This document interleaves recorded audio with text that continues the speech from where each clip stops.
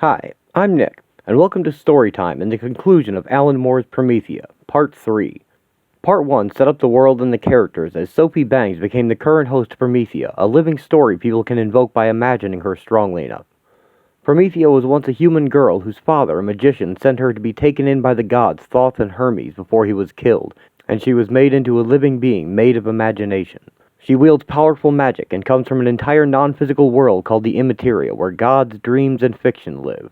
Her ancient enemies, the Temple, a Christian sect who believe Promethea is a demon and who killed her father centuries ago, sent actual demons to attack her, which she defeated, and she delivered a warning to the Temple that if they attacked her again, the Pied Piper of Hamelin would come and take their grandchildren away into the immaterial world. During Sophie's magical training, the previous Promethea, Barbara Shelley, died, and in Part 2, Sophie followed her into the afterlife, and the two of them climbed to the top of existence to find Barbara's husband's soul, exploring all the realms that exist along the way. While she was gone, Sophie asked Grace, a previous Promethea in the mold of Conan the Barbarian stories, to merge with her best friend Stacia and take her place in the material world. Grace ran roughshod over the world's heroes and defeated the demon-possessed mayor, but in the process got the FBI on her tail. Once Sophie and Barbara had found her husband, all three returned to reality, Barbara and Steve's souls reincarnating as a pair of twins being born, and Sophie returning to tell her mother that she had met her father in heaven. He had been killed and did not leave her, and they had always loved them both. Now they're just a simple matter of telling Stacia she's back and asking her and Grace to step aside so she can resume her role. But while she was away, Grace, living in Stacia's mind, has begun a relationship with her, and both are enjoying this new life too much to easily give it up. This third part will resolve that story, and then Promethea will fulfill her prophecy and will usher humanity through the apocalypse. That's apocalypse as in Revelation, as Promethea is queen of the imaginary world. That is the world she'll be ending, and everyone will greet the end in their own way, as all perception and reality is radically transformed in a transcendent event that I can't begin to describe here. It's something you'll just have to experience as it happens, but that's the real show to see, and it will take place over several issues, with the final issue being a message from Alan directly to the audience that packed with interesting ideas. I urge you to stick around for that after the main story ends, lengthy though it may end up being, as I'm not editing anything out of Alan's final message in what might be his most personal work ever. I wouldn't dare. Now, let's begin. Promethea. God-fostered child made living tale that the imaginative might put on like pearls or armor. So the story went. They spoke it in Arabic, where a girl was moved to pen her own song of Promethea, and, doing so, became the heroine. They told it in Constantinople and inspired a maid to verse, so that she was alike transformed, made to manifest fable. In her eastern wastes, after a time, Promethea heard the prophet's teaching, and renounced her pagan idols, was made convert. In her northern city likewise did Promethea set aside all magic art, and so did enter into Christ. And neither one knew of the other. Wind drew serpent trails between the dunes. In this way many years were passed. Cross, star, moon, shapes in the sand. Everything goes wrong. Beat me like an egg by Fabergé. Hey, Mom. God, I slept great last night. So good being back home with you and everything. Baby, I hardly slept. I was thinking about everything you told me. Everything we talked about. Come on, eat your chocolate, Pops. I still can't get over it, you being Promethea. That stuff, about your dad. We gotta talk more about that. Well, yeah, we do. There's a lot of things we have to do together. Mom, look, I better get to college. I know, sweetheart. This Promethea thing, it's great, but it ain't a future. You don't want it screwing up your grades. Mom, I'm kind of knocked out that you care so much. I'll be back later and we'll talk. And Mom, this is sort of secret, okay? Only you and Stacia know about this. Listen, I'll see you later. I love you. I love you, baby. Sophie goes to school. Hey. Hey, Sophie. She finds Stacia in the hall. Stace! Oh man, it's so good to see you. Wait till I tell you all the cool places I've been. It was fantastic. I met my dad, my real dad. Stace, he was gorgeous. And there was this scary bit where I saw Grace and you were, Stacia walks past her. Stacia? Hey, come on, what's up? Did I do something? Stace, come on, please, this is scaring me. Oh, nobody arranged a welcome home party for Sophie, and it's scaring her. Whereas me and Grace handling that demon cocktail of a mayor, that was just R&R, huh? Stace? Look, I'm back, okay? I can take over as Promethea again. You think? What, being Promethea is something you can just hand out or take away? So, Sophie, this Kabbalah, did you meet God? Give him any good advice? Stacia, why are you being like this? Was it tough, being partnered with Grace? Jesus, Sophie, you are so naive. I'm bucking Grace.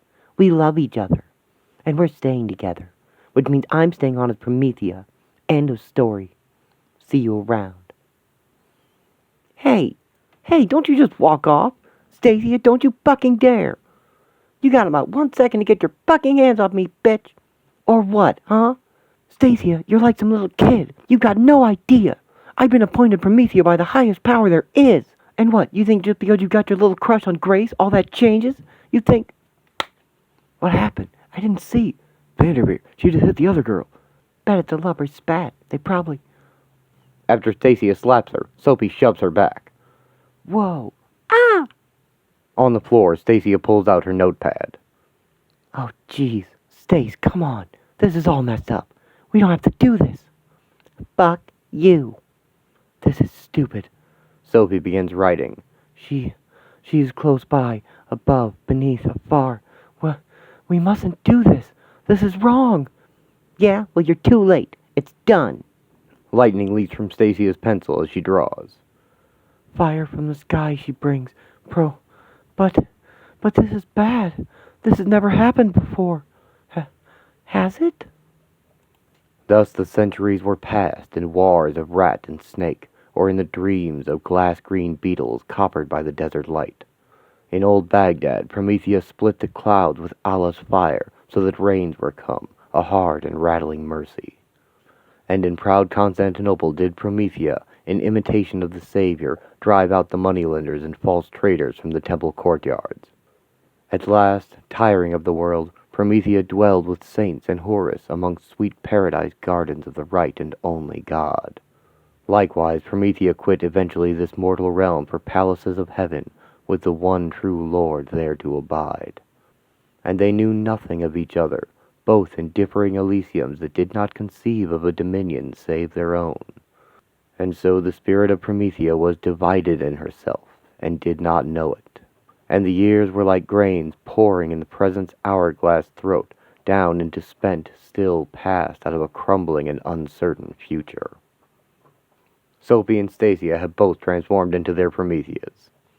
I don't think we've been introduced, have we, darling? What have you come as, exactly? It's still me, but I'm different now, and I'm reclaiming my earthly duties. Why are you doing this, Grace? This wasn't our agreement. Things change, darling, for all of us. I've grown rather attached to physical existence, and to Stacia, as I believe she mentioned. Grace, the goddess has appointed me Promethea of this era. Compared with that, you and Stacia aren't important. I outrank you now. Me? You outrank me? I am Grace fucking Brana, darling, and I'm the best there's ever been. I've had enough of this. Defend yourself. Grace, we can work this out. Don't... Grace hits Sophie with her sword hilt. Oh, Jesus. Out. Everybody get out. Little bitch. Little schoolgirl thinks she's better than me. Grace, I said don't. What? Sophie blasts Grace with magic lightning. Grace, Stacia, look, I didn't want to do that, but don't you see? Either we stop this now and work things out, or it's war between us. Fair enough. Then it's war. Grace's sword clashes with Sophie's staff. And then, in the 11th century, came the Crusades. And from her sweet Islamic paradise Promethea saw the conflict, and, descending unto earth, did wage jihad against the infidel. And when news of the war was heard in heaven, so Promethea came down and was a vengeful fire amongst the heathens. And oft amid her dunes Promethea heard tell of another like her, yet that fought with the Crusaders, but believed it not. While on the desert winds came stories to Promethea of one like she that sided with the Saracens. These tales she dismissed as fancies. Thus, in the year 1097, they were met at Antioch. Sophie swings her staff, knocking Grace across the street as Jack Faust sees them fighting on TV. Grace crashes into a police saucer and through it, leaving a large hole as the FBI agents see them on TV. Sophie catches the falling saucer safely as her mother sees her on TV. And Grace returns to the battle, kicking Sophie as the other Prometheas look on in horror from the immateria. Dear God, they're fighting. This is unprecedented. I don't know, Margaret, honey. I'm getting real deja vu here. Mistress Bill speaks truly. This happened before. Their war was terrible, yet not so fierce as the alarm that fluttered sudden in their souls, the dread that told now in their hearts. Yet they fought on, and told themselves the tears that welled up unaccountably in both their eyes were caused by dust, by desert wind, by smoke. And within each of them the spirit child Promethea, divided in itself, began to weep and grow afraid, and yet did not know why. And still they battled on, and knew each other not. Screaming, cursing, each by different gods, they fought, each certain they alone were she, Promethea, the very principle of mankind's spiritual imaginings. Like dogs they raged, they snarled. Like dogs. And the planes hit the buildings, and the smart bomb hits the mosque. The tanks roll over a demolished settlement. The pretty student in the shopping precinct gets exactly halfway through her last defiant prayer. So broadsword clashed against plumed spear, scimitar rang on blood-crossed shield, and everything proceeded as it must. At last, locked in their death grip, two religions looked into each other's eyes and recognized themselves. Knew then that both were halves of what had been one holy, undivided source. Thus, drowning in their blood with realization mirrored in stunned eyes, they tried to kiss, but died before they did. And the Promethea spirit, reunited with herself, held in her scream of horror, wiped the schism from her mind, forgot it quite, until a great while later. Oh God, we... Promethea suddenly remembers being split in two and fighting herself hundreds of years ago, and the pain of that encounter is doubled as she feels for both of herselves, and then it is doubled again as she realizes it is happening once more and feels Grace and Sophie's pain. The original little girl Promethea screams, and in a burst of energy, her spirit is unified once again. Grace and Sophie both pass out in the street. Ah! Jesus Christ, what the hell was that? Lucille, I'm hurt. My arm. It's okay, Karen. I got you. Hey, you. What happened? I don't know. People were fighting, but... Oh, hell. Shit, my ears are bleeding. Okay, just stay back. We're FBI agents and... Holy shit, Karen. It's them. Colored hair and the new one. Lucille, I'm gonna pass out. No, Karen, you stay with me, damn it. They're out cold. We can take them. No, Lucille, look. Something's happening. What do you... Oh, shit. Reality bends, warps, and opens into a massive white hole as the Prometheas open a gateway from the immateria to the scene of the battle, right before the astonished FBI agent's eyes. Margaret, sweetheart, we shouldn't open a doorway like this. Only demons do that stuff. Bill, this is an emergency. We've got to limit the damage that's already been done. All right, Anna, we've got them. You can seal up the aperture. Karen, it's all of them. Subject 1901 through 1920. Subject 1941 through 1970. Karen.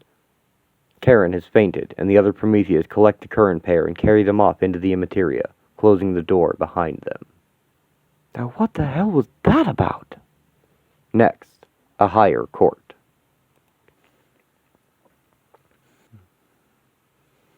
Malkuth, Burley Drive, New York. Here's how it is. Earlier today, New York got trashed. You know the culprit. In fact, last year you attempted to have her killed, or so your hit thing told us. Mr. Royce, what do you know about Promethea? Henry, don't tell them. Those creatures, they said if we caused her any trouble. Prue, it's too late for that. Agents, we represent an ancient organization known as the Temple. For centuries, we've protected mankind from the pagan demoness called Promethea. Centuries, eh? Mr. Royce, your assassination attempt. How did you find this Promethea? An elemental creature sniffed her out. It sensed that she posed as a college student. We can check that. So why is this Promethea so dangerous? She conjured evil spirits to threaten our grandchildren. Prue, that's enough. Put simply, this woman is an emanation, a lower form, if you will, of the biblical whore of Babylon. She brings apocalypse. She brings the end of the world. The day of judgment. Sophie, Grace, and Stacia are shown into a courtroom filled with immaterial beings. Promethea, a higher court. Bill, what's going on? This looks like a courtroom. Afraid so, hon. It's sitting to decide which of you two is the official Promethea. Hey, Grace? How come we're not one person anymore? We only ever shared a body on the earthly plane, darling. And very enjoyable it is, I must say. Actually, I'm more concerned about finding a lawyer. Don't worry, Grace. I've arranged one for you. Meet Mr. Philomenius Frog, a barrister from one of my little Margie stories. This is a joke, right? Bill, do I get representation too? Of course you do, sweetheart. I already contacted Jack Faust. Yeah, I'm here. Astrally speaking, as it were. Hey, kid. How's it going? Not so good, Jack. I just came back from the Godhead, straight into all this. Yeah, I caught the news. Way to demonstrate enlightenment, Sophie. Come on, we better get you and them two chemise lifters into the dock so we can start this thing. So this is like a real trial, with a judge and everything? Oh, yeah. See? They got the shade of King Solomon presiding over it. Nothing but the best for these people, I'm telling you. But he looks sort of like Benny Solomon, that occult gang boss who died. Sure, he looks like that to you because that's who you associate the name with. You know how the immaterial works. Anyway, here's the dock. Time to join the Weird Sisters. Why, Mr. Faust, I hardly recognized you standing upright, darling. Ha! As for you, miss, I went to heaven and all I got was this lousy red moo-moo. Quite. You were lucky our little set two ended when it did, dear. Quit bluffing, Grace. That soul scream terrified both of us. It's over now, but we did something wrong, Grace. We opened a wound forgotten since the Crusades. Oh, our disagreement isn't over, precious. It just moved to a different arena. Order! This court is now in session, His Worship King Solomon presiding.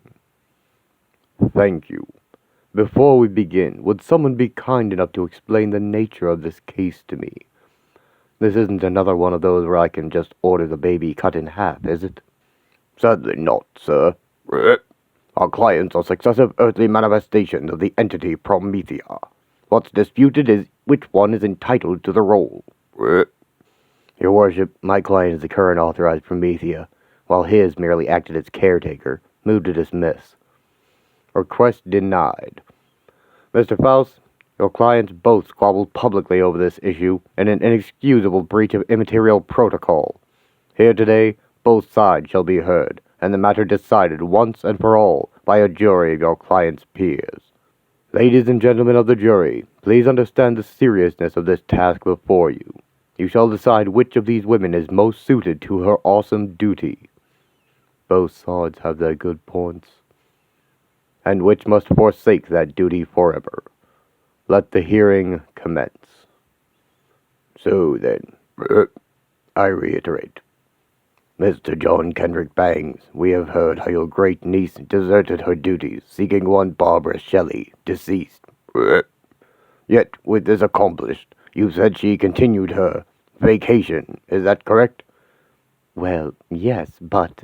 No further questions, your worship. Mr. Faust may cross-examine. Yeah, you bet. So, Mr. Bangs, this time you saw your great niece. She seemed to you like she was stringing out some vacation? Not at all. Her friend was traveling all alone, and Sophie bravely volunteered to accompany her. Thank you. No further questions. In that case, I call Grace Brana and Stacia Vandermeer. Since my clients were effectively one entity during the period, they have elected to share the witness stand. Do excuse us, darling. I think we're on. Yeah, excuse my butt, Simply Red. Oh! So, ladies, what happened exactly? Well, Puppet, Miss Bangs left us in charge while she went off exploring Kabbalah. Yeah, after she screwed her attorney there, she got kind of obsessed. Jesus Christ. Objection.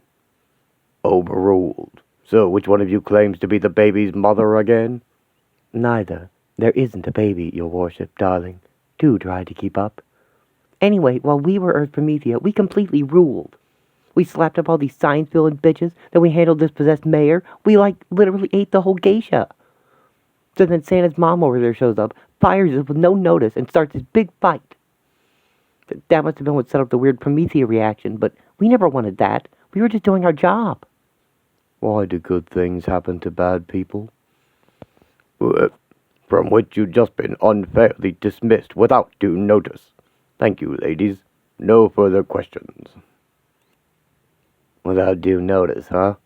So you didn't know the official Promethea was returning, and that your relief shift was over. That's interesting, because, I'd have sworn that's what you asked me to find out when you visited my home, and roughed me up, remember? But hey, no hard feelings. Instead, I'd like to ask about when you took on these temporary duties. Sophie really twisted your arms, huh?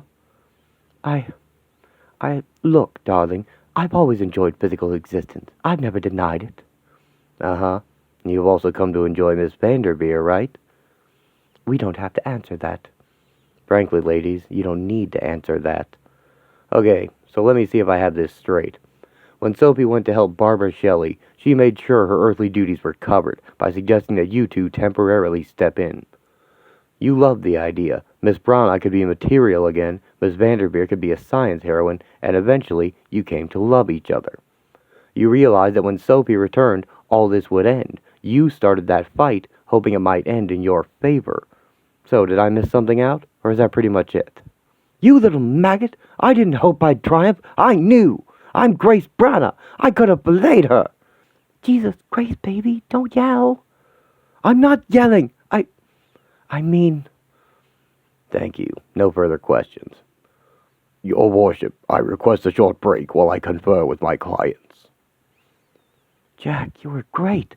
We can win this. Sophie, kid, I'm telling you, don't start celebrating yet, okay? The cards look bad on this. I'm going to lose? Well, you're up next for cross-examination, but that's not what I said. I said the cards look bad. The Tower, the Ten of Swords, the Aeon. Sophie, I think everybody is going to lose. The elders of the temple awakened to the music of unearthly pipes. Prue, what's going on? Did that music wake you as well? I hardly slept since Teddy went to the hospital. Go and check on the children, Henry. Make sure they're all right. They're gone. God, Prue, the children, our grandchildren, they're all gone. Look, the patio doors are open. They've gone outside. Help me, Henry. We've got to fetch them. We've got to fetch them inside before they... She sees her grandchildren on the lawn, merrily following the Pied Piper towards a bright light.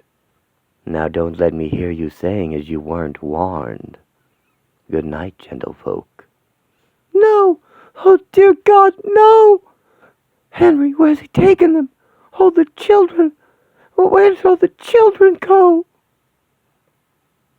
Well, Miss Bangs, are you going to answer the question? Did I let concern for a friend come before my duties when I went looking for Barbara? Well, I guess so, but... Thank you. No further questions, your worship. Okay, Sophie. These duties you've been so negligent about. What force is it that imposes them? What, do you mean being the earthly Promethea? Well, I suppose that ultimately it's fate or the Godhead or something that decides these things. Huh? Wait a minute. I thought you said you visited the Godhead with Barbara Shelley. And the Godhead wasn't, pissed at you or anything? Which part of it did you speak to? Did you get a name? Yes. She said I would be the Promethea presiding over the apocalypse, that it would happen in my time. Her name is Babylon. I see. Well, I imagine that the jury may be distantly familiar with the person that you mentioned. But what about Miss Branna and Miss Vanderveer? Why didn't you tell them on whose authority you were assuming your appointed tasks? I did. Stacia said that she and Grace were lovers, and that they wouldn't give up the role to anyone. And then we fought. And the Promethea entity inside us suddenly remembered the last time she'd been divided and at war against herself. In the Crusades at Antioch. It was terrible. And that's when the original Promethea, the child, began to scream. Aha! Well, now we're getting to the meat of things. I knew that there'd be a disputed infant mixed up in this somewhere. Now, there's one sure way to settle this. Then I can return to the source of wisdom and eternal copulation with my black love, Sheba. I propose we chop the baby in half. We divide the Promethea role between the two claimants. Darling, we'd have accepted that to start with, only she insisted on being the only Promethea. And me and Grace can stay together? Hey, works for me. Your worship, my clients accept your verdict and commend you upon your proverbial sagacity. Well, I guess my client can live with that, so... No! Haven't you listened to a word I've said? What happened at Antioch, what happened with me and Grace and Stacia, that must never happen again. That child, Promethea, she was already divided, chopped in half. That's why she screamed. If Grace and Stacia want this lousy job so badly, they can have it. Just so long as there's only one earthly Promethea, the way there should be. Perfect. Every time it works like a charm. Miss Bangs is given sole custody of the baby. I mean, the duties. For the moment, she and Miss Vanderveer and Mr. Faust will be returned to their earthly homes. Next case. What? What just happened? Did he just give everything to her after all? But, I mean, this is the American legal system. He can't... Darling, it's not. And he can. We can't fight this decision. Oh, my poor sweetheart. Look, he said you'd be returned to your homes. Let's say goodbye while we can. No! Grace! Jesus, what are you saying? I love you! I don't want to be without you! Sophie Bangs, you fucking bitch! Stace, I'm so sorry. Don't you fucking Stace me, you hypocritical bitch! I never want to see you again! Stacia, my love, don't cry. You'll wake up in your own bedroom. It won't be so bad. Just kiss me before it happens. Come on, Soph. So that's it? The folks here will just magic everything so me and Stacia materialize in our own beds? What about you? Hey, I'm already in my own bed. This is just my astral form, remember? I just gotta open my eyes. The Devil. Jack Faust awakens to find Agent Lucille Ball and the FBI in his room. They have a file on his activities with a magical group back in the 50s and have linked him to Promethea, and they take him into custody. What? What the fuck are you looking at? So they're burning witches. So what else is new? The Tower. Okay, let's do this. Remember, this is the dangerous one. Forget she looks like a teenage girl. She can turn into a demoness just by drawing something in a sketch pad. It's vital we don't let her do that. Right, here goes. Yes? Hey, wait a minute, where are you? Karen Brule, FBI. We're here to see your daughter. Stacia? I think she's still in bed. I didn't hear her come home last night. Look, what's this about? You can't just barge into our home. Yes, we can. Could somebody take Mr. and Mrs. Vanderveer outside, please? Okay, this must be the daughter's room. Ready on my command. No, let go of us. This is... FBI, freeze! Stacia Vanderveer, also known as Promethea, we're placing you under arrest. What? Who the hell is this? I can't see anything. Let me just... Agent Brule, she's going for the sketch pad. Karen shoots Stacia through the arm. Oh, fuck me. Get the paramedics here, fast. What was that? What was that shot? Stacia? Sir? Stacia! Stacia is taken into custody to receive medical attention. The Hanged Man. Stacia? Huh? Oh, baby, something's coming. I know it. Baby, you gotta get out of here. Mom? What? Sophie, I saw that stuff on TV yesterday, and I was standing here when you just appeared just now. Baby, I can feel it. There's trouble, and it's gonna be here soon. I love you, baby. You gotta go. The back window? Mom, you're sure about this? Sophie, I'm your mom. There's dogs coming for my daughter, and I just know. Look, here's money. Leave the city. When you call, hang up. Don't speak. I'll know it's you. Oh, Sophie. Sophie hugs her mom before she leaves. His texture, and the city comes together in support for Uvula Cascade, former adult entertainer and New York's new mayor. Commenting on her electoral majority, Miss Cascade said, Oh, it's so big. Give it to me.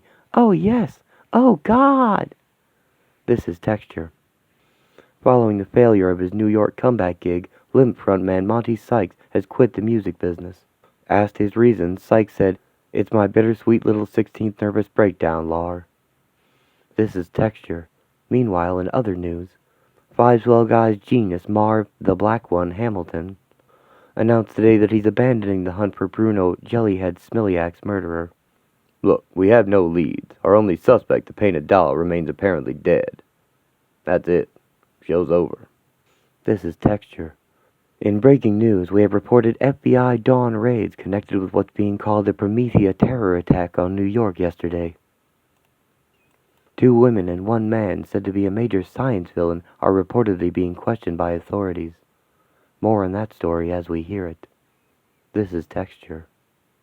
Sophie runs away into the night, alone, resolved to go into hiding and never become Promethea again.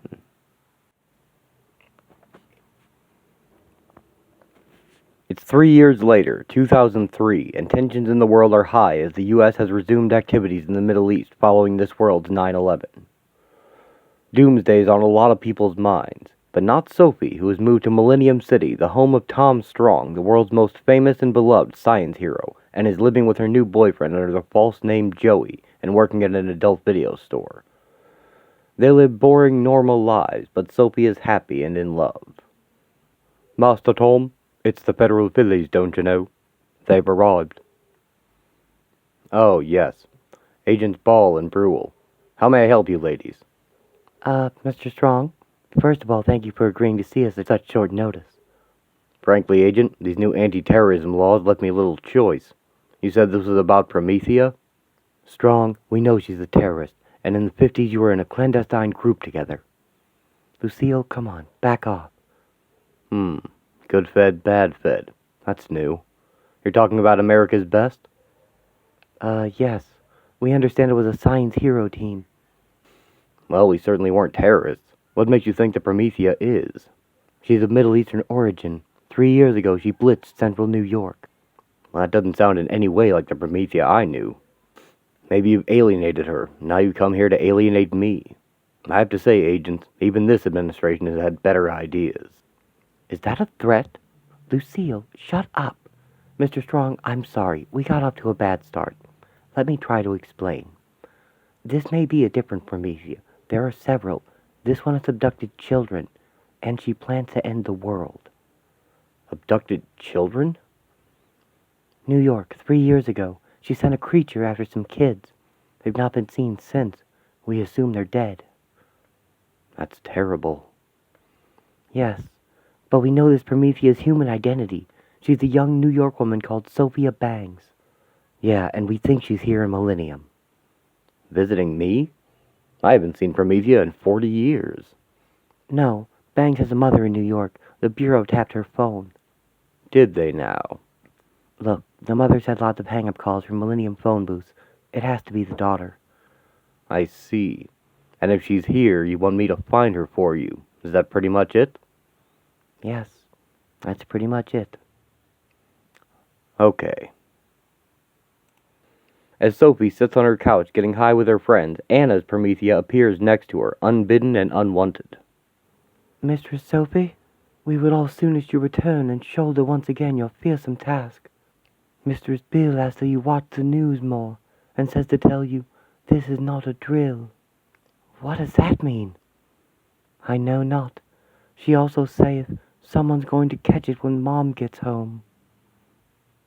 Huh? You talking to me? What does what mean? Mom? What, my mom? Listen, you tell them I'm finished with all that. Joey? You okay, babes? What? But Anna, she... Sophie's friends assume it's the drugs, and her boyfriend escorts her to bed, where she lies awake and afraid.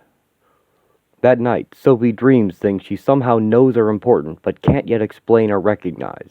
Flowery patterns in ultraviolet light, the science villain painted doll firing his guns, and, strangest of all, a perfectly ordinary-looking glass, half full of water, sat on a table.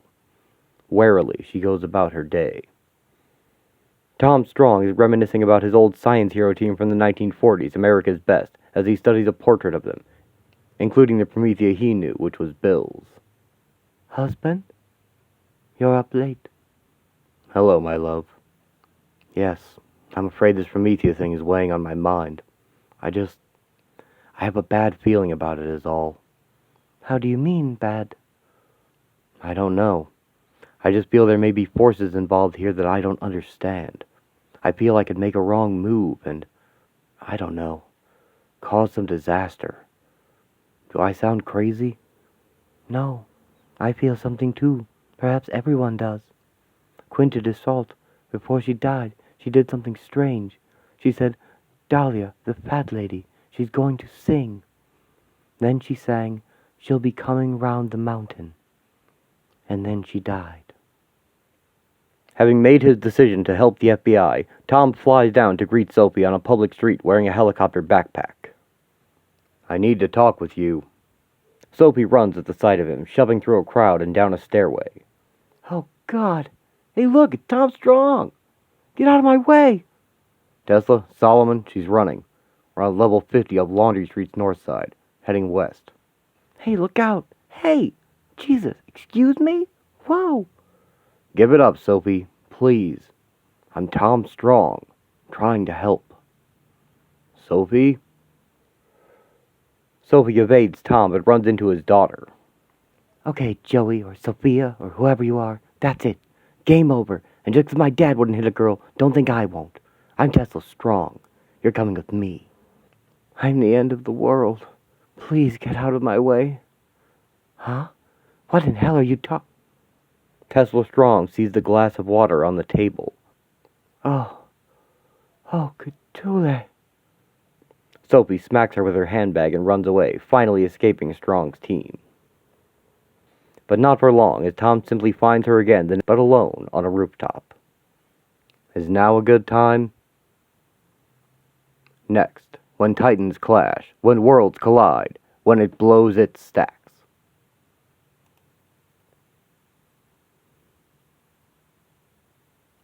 Is now a good time? This is not a drill. Is now a good time? Someone's going to catch it when Mom gets home. Is now a good time? No, not really. Why are you chasing me? Because I know who you are. You're Joey Estrada. You used to live in New York, where you were Sophie Bangs. Sophie Bangs is our current heir's Promethea. No, I mean, you've got it all wrong. Sophie, please. I'm Tom Strong. I don't get things wrong. Although you've never met me before, I used to work with an earlier Promethea. I liked her. We were friends. I'm not your enemy, Sophie.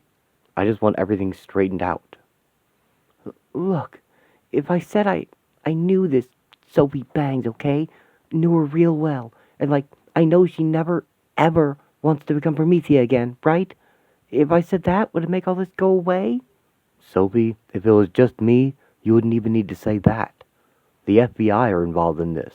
In the current climate, they see you as a terrorist. They say you caused the abduction of some children.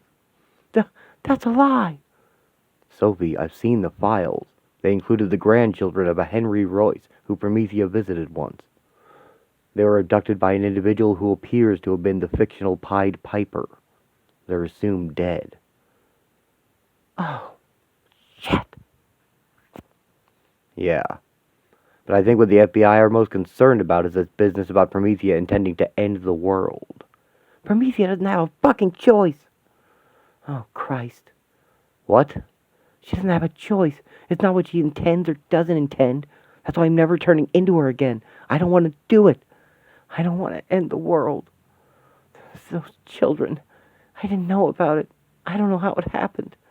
Mr. Strong, I'm only like 20 or something. I can't take all this stuff. Shh. It's okay, Sophie. Everything's okay. Just then, a news chopper finds them. NBC exclusive, live from Millennium's Laundry Street, where Tom Strong has apparently captured an unknown woman after a dramatic chase. Federal sources have confirmed that Strong is currently helping him track a female terrorist. Tom? Sophie? Joey? It's her. We got her. It's Promethea. When it blows, it stacks. Get the hell away from here! This isn't your concern! You lied! You said you were my enemy, and you lied! We better pull her back. Sophie, please. You have to believe me. I didn't alert the media. You're 7 feet tall in a bright red shirt and you were chasing me. Of course you alerted them. Now everything's screwed. Doesn't have to be. Look, if you're serious about not wanting to be Promethea again, why not explain that to the FBI? You are so dumb. They're so scared of her, they'll shoot me just to make sure. They're probably headed here right now. Tesla? Solomon? It's me. Look, if any feds show up, tell them to back off. And make sure they don't deploy any snipers. In shock? What are you... No, okay. Yeah, okay. Tom out. What did you do to my daughter? What? Nothing. Well, I hit her with my bag. She suddenly looked sort of spaced out, so I took my opportunity. Look, I didn't mean to hurt her. She was going to hit me. She's in shock. She can't stop crying, and she just keeps talking about a glass of water or something. What did you do to her? Nothing. I don't know anything about any glass of water. Look, just let me go, okay? Before the feds get here. Just say I escaped. I'll leave Millennium. I won't be your problem anymore. Please. Sophie, don't you see I can't take that chance? If one day you become Promethea and end the world, it's everybody's problem. You're going to, right? You're going to give me the feds. The federal agents have arrived on the street below. Sophie, realistically, I can't withhold you from them. Not after that TV helicopter. But I can promise they won't harm you. No, you can't. Don't you see? You're not leaving me any options. Sophie, look, if you're thinking of turning into Promethea, all I'm saying is, I can stop you before you have time to scribble a drawing or whatever you do. I don't need all that anymore. This is on you. You're making me do this. Oh, God. I stay her from her task. What? Her way I bar. Oh, God. Sophie, don't! Now she discards my mask. I'm warning you, don't do it! Promethea. Sophie transforms into Promethea, the version meant to oversee the apocalypse. Her magic returns to the world and even to the panel borders themselves. Tom Strong is blasted into a wall by her lightning. Oh, Jesus. Fire at will! No! The FBI agents open fire on her. She transforms every one of their bullets into Promethea moths, which fly harmlessly away. Hey, Agent Brule, somebody must have loaded our guns with butterflies. Those are moths. Dash your blasted guns! What about Master Tom? You're not the Promethea I knew. What are you? I am the final fire. Make things right with yourself, Tom Strong. Make things right with God. My time is come. Tom is speechless as Promethea flies away. Strong, what the hell happened, man? You let her get away. Our whole recapture operation is finished. Agent Ball, I think everything's finished. What do you mean? I think she said she was going to end the world. I think she's headed somewhere to commence things. Oh, Jesus. We have to get some F-115s in the air. Bring her down. Really? And what happens when she turns your jets into flocks of parakeets? Oh, God. Lucille. He's right. We'll have to track her by satellite. Find out where she's going. Mr. Strong, look. I know we perhaps handled things badly, but What did we do here? Agent, you've done plenty. You've interfered with us science people. Worse, you provoked the most dangerous of us. Please leave us to sort this out. Us? What do you mean, us? I mean the science community. We're the only ones with a chance of taking her out of this. Mr. Strong, this is a federal case. We can't have your people intruding on it. Agent Brule, this is no longer a federal case. This is the end of the world. Go be with your loved ones. Promethea returns to her apartment. Joey? No, Carl. Not Joey. But yes, it's me. I was just watching on TV and... God, this is so weird. I feel like all this has happened before. It's always happening. Everything's always happening. Right. I kind of understand, you know? I understand what you mean. You're Promethea, yeah? The science heroine from New York. You're out of my league now, right? Yes.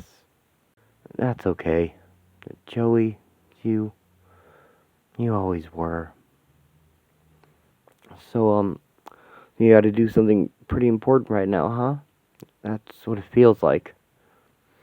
Yes, I'm going to end the world. Yeah, I guess I kinda knew that. Oh, God. Oh, okay, that's cool. We sort of deserve it, don't we? All this shit we pull. Is it gonna hurt? A lot of people will hurt themselves. And yes, you deserve it. I love you so much, Carl. I love all of you so much. I can feel what you're saying, you know? Jesus, Joey, this is fucked up. I mean, you're like the horniest thing I've ever seen, and I feel like I'm talking with my mom. Call her, Carl, and call your sister. She's angry with you, and there's no time for that now. Put it right. I will. Listen, when this is over, maybe I'll see you afterwards, huh? Carl, there is no afterwards. Farewell, my love. I'll see you in time. Promethea creates a glowing rift in the sky which begins to spread, spilling brilliant light into the universe from the immateria. The wrong people call Washington as the FBI agents Ball and Brule comfort each other. Tom Strong sets out to get his old team back together to face one more villain trying to end the world. The Smee that killed Barbara Shelley is freaking out in his cell. Yeah! Let me out! She's coming! She's coming round the mountain! Yeah! How long has it been like this? About a half an hour. It's the longest it's ever held a shape or spoken. Yeah! Don't you understand? Someone's going to catch it! Someone's going to catch it when Mom gets home! Incredible. What about the others? Ah! They're all sort of restless, except Faust. Christ, I wish it would stop screaming. I'd better go check on them. What's going on, Faust? You know something about this, don't you? This better not be your magic, okay? I can increase your medication. Heh. It ain't me, Agent. It's her. She's coming back. She'll take Manhattan. The people of the world begin to perceive time out of sync with their reality, and more in sync with the world of the readers. Events which happened months ago in publication happened only this day in the world, and they're becoming aware of that as their reality is perforated further by Promethea, who is creating more rifts across the sky, all of which are growing. And with one coalition soldier killed each day since the war's end nearly 2 months ago. The war ended? Wasn't it just yesterday the fighting started? Say, what month is this anyway? Riding 6 white horses, riding 6 white horses. A few moments ago, when White House spokesperson Ari Fleischer announced a state of red alert. This follows FBI intelligence believed to be connected with events in Millennium City earlier today. Wait a minute, earlier today? Wasn't that in March or something? But this is... Wait, I'm getting confused here. Let me go! Let me go! 6 white horse flesh! She'll be riding 6 white horse flesh! I mean horse flesh! But don't let me babble on! Yeah! Simultaneous reports that the SARS epidemic is spreading uncontrollably and is almost over. Hold on, that can't be right. You know, a couple of years back, I robbed my mom. I just thought of that. Jesus. We ought to go outside. I got this feeling. Yeah, me too. Outside. That's a great idea. You know, I feel like it. I just woke up and I don't recognize this place. Yeah. Say, this glass I'm holding, does it remind you of anything? She'll be wearing pink pajamas when she comes. Fleischer repeating the red alert warning issued earlier today, and... Bob, wait a minute. Didn't Ari Fleischer step down as press secretary some months ago? Or am I mixed up? Oh, Sophie. Oh, baby. What does this all mean? And we'll kill the old red rooster when she comes. But with thousands of New Yorkers spontaneously going outdoors to see this phenomenon, there's still no response from the four swell guys. Damn, Marv. Have you seen this? Hasn't this happened before? This happens right before my big revelation. And we'll all go out to meet her when she comes. Ah! This is not a drill! Holy Christ! Holy cow! Holy Grail! Holy shit! Holy Mother! Holy Bible! Holy Babel! Holy Lord God Almighty! Ah! Singing aye, yippee, yippee, aye. You know, you're right. About the glass? Mine reminds me of something too, but I don't... Hey, everybody's come out here. Everybody in the world. See? There she is. But that's my mom, isn't it? What's my mom doing up there? Singing aye, yippee, yippee, aye. The brick wall of the material world is crumbling, revealing the shining light behind everything that is perceived there. Singing aye, yippee, yippee, aye. Singing aye, yippee, yippee, aye, yippee, yippee, aye, yippee, yippee, aye. Next, don't they know it's the end of the world? It ended when you said goodbye.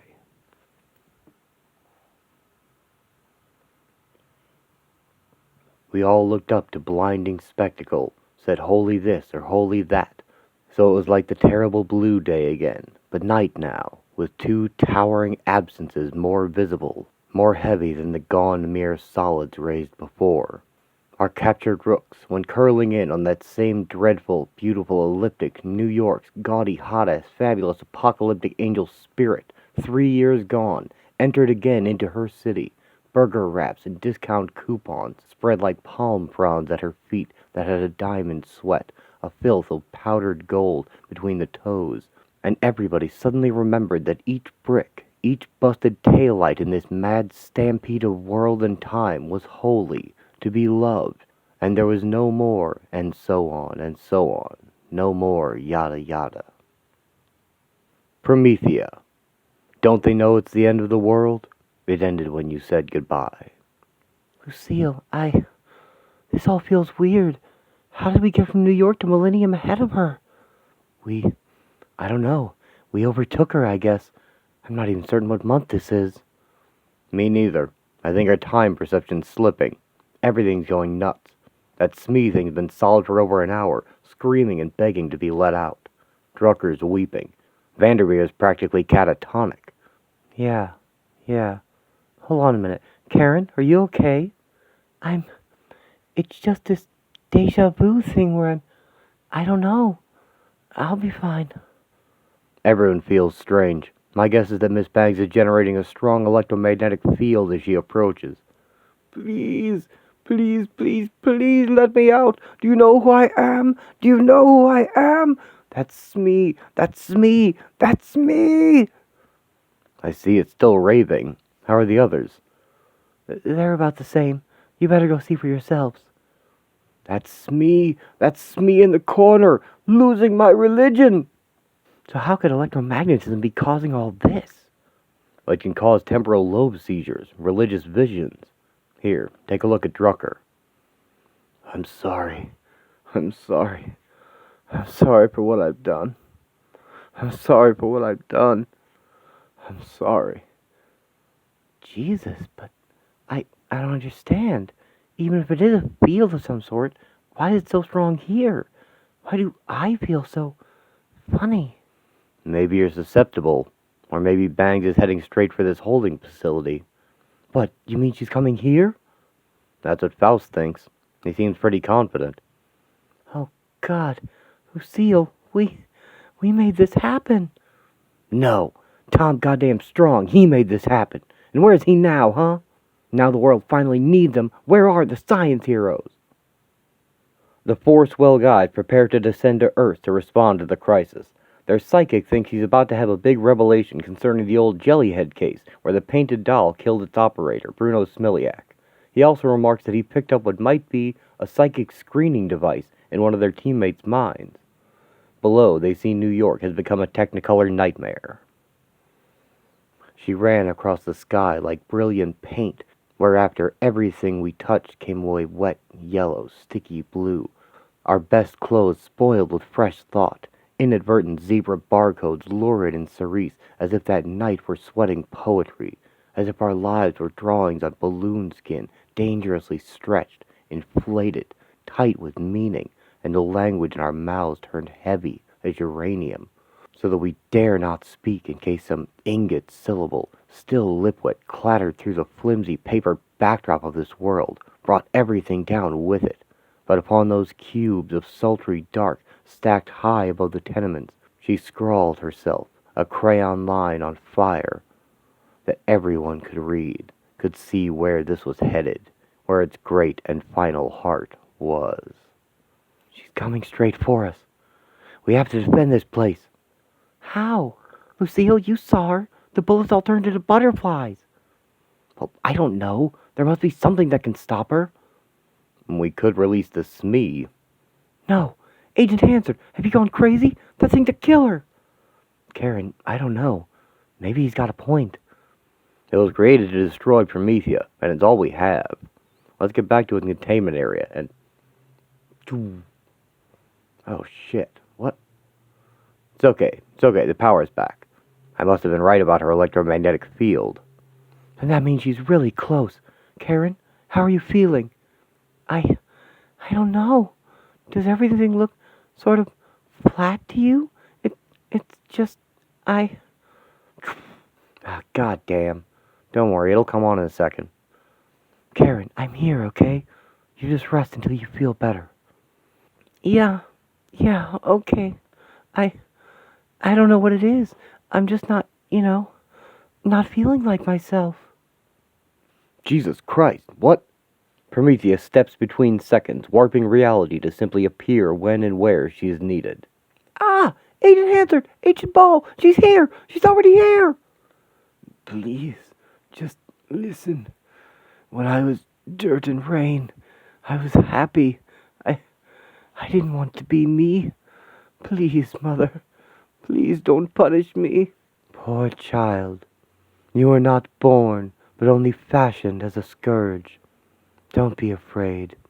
It is not punishment I bring. It is release. Go, little one. Go and be universe again. Promethea frees the Smee from its painful existence. Gah! What happened? Where's the Smee? She vanished it. Then she went through the holding cells.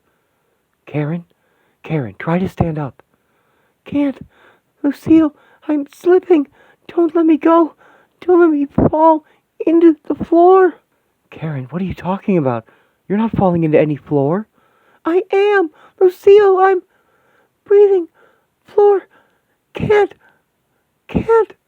Just then, Agent Karen Brule loses her grip on reality, which, to be fair, has become quite slippery as of late. Up she down comes, goes again. Karen falls out of her two-dimensional comic book reality into a world of 3 dimensions, and she is caught and held aloft by multi-headed figures in blue robes. Breathe. What? I can't. Remember, Karen, hello, us are we, here, you again. Below her, she can see her world spread out before her, moments in time arranged like tiles on a rooftop. You world time, baby, don't worry. Down fell a crack, ours into folded little. Again going, she's remember, goodbye. I'm help off, sliding back my into down me on hold, can't help, life, help. Before here were you, remember, born after a moment ago, happy, died. Can't. Up she down comes, goes again. The beings seem to realize they're only frightening her, and they return her to her reality. And just in case Miss Brule happens to have fallen out of your screen just now, please do be kind enough to push her back into the story. The ending is just beginning. Talking about? You're not falling into any floor. I am. Lucille, I'm breathing. Floor. Can't. Oh, Christ. Hansard, she's having some kind of fit. It's a temporal lobe seizure, like I said. Leave her. Promethea's in the holding cells right now. Sophie, this is the happiest day of my life. Oh, God. Oh, God. She's freed all of them. Do something, Agent Paul. Well, what am I supposed to do? After gathering Dennis Drucker and her friends Jack and Stacia from federal custody, Promethea warps reality again, disappearing with them as quickly as she appeared. She's gone. Shit. But I mean, what just happened? I don't care.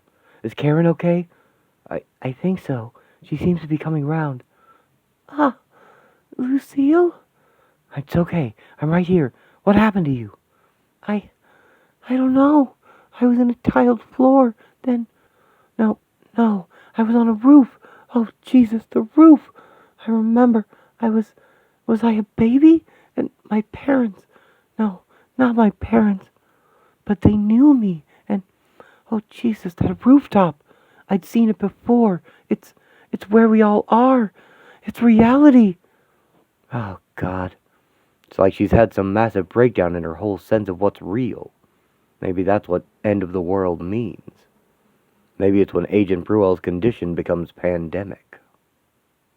Then New York dimmed to shadows 60 stories deep, where thousands tramp the bridge or hung from creaking tailboards on a crawling, man-piled truck, so it felt like Bombay, like Tijuana, as if all the cities of the earth were made into one simultaneous place. But we were in the darkness, cursing, stumbling, kissing, giggling, excited kids on campout, and it's August with Chemical Ali caught alive. It's April with him dead. October and the news is very bad, our moments folded in together like flat pages, facets, long months crunched down to a single headlight-speckled jewel of final night that made time seem a small place. Its first incandescent boom just yesterday made our 6 billion seem a family of 5, this boundless universe, a glittering mere town, a blackout street, a galaxy-stuffed house, a solitary, beloved room. Ah, she's freed all of them. Do something, Agent Paul. What am I supposed to do? Sophie, is it you? Promethea warps reality again to appear in her mother's home. Yes, it's me. I'm home for good, Mom. It's so wonderful to see you again. I've missed you, baby. Is that Stacia? Hello, Miss Bangs. Thank you for having me over. Oh, God, you poor kid. What have they done to you? They've had her on antipsychotic drugs. That's why she's put on all the weight. Mom, we're all going to be staying here a while. Yeah, it's funny. I've been sort of expecting you. Something big's happening, isn't it? Yes. Oh, this is Dennis and Jack, by the way. They've both been through a lot. I better warn you, they're not the only unfamiliar faces will be turning up here. There'll be a lot of individual destinies arriving at this place in the times ahead. Converging. Coming together. Suddenly we were all exactly who we were, for better or worse. And then the president announced some troops were needed in Iraq, and we kept catching ourselves in the mirror, recognizing something shining under the familiar crease and contour of our faces, this unique light of our mythical, our holy personalities, each of us singular, each unrepeatable, in the immensity of space-time, and right there we all remembered we were real, were lovers, gods, or fiends in our own burning sagas, so we cried, "What about those dreary yards that we have built? What lives are these that drape us gray like shrouds?" And understood we were all heroes in our souls. I don't like this. Some of these buildings, they weren't here yesterday. Or were they? It was a trademark dispute. Bruno Smiliak's murder. The painted doll killed Smiliak because Jellyhead was infringing on his intellectual property. What? That's why I didn't kill any other science villains. Marv, you okay, buddy? Marv, what are you talking about? God, it's so obvious. Why didn't I see it? Smiliac was stealing the doll's act. But Marv, Jellyhead's M.O. was nothing like the painted dolls. Not knowingly. Don't you get it? Smiliac was ripping off the doll without realizing it. Marv, you're starting to piss me off. I mean, where's the similarity between Jellyhead and the painted doll? Multiple bodies.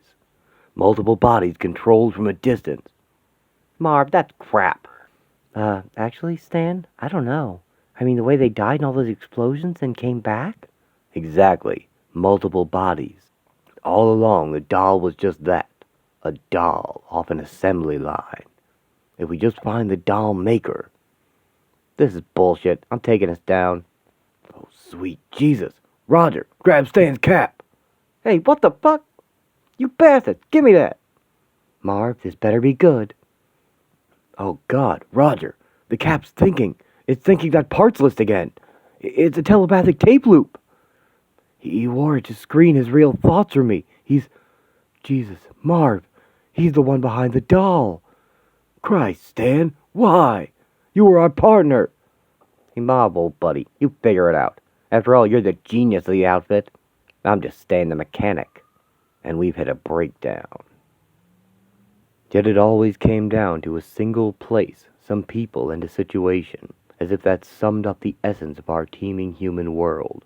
So in a sense, we were all right here in this one familiar room, amongst these faces that we know so well, and you were Jack Faust sitting trying to comfort Dennis Drucker, thinking, Jesus, this is really it, and hoping you were ready, and me, I was Trish Bangs, thinking she could use a drink right now, and realizing she didn't need one. And do you remember how we all looked around when Stacia said, Are we all gonna have sex? What? Stacia, sweetheart, you're on a lot of medication. But isn't there something sexy that happens? That starts everything? Actually, I kinda know what she means.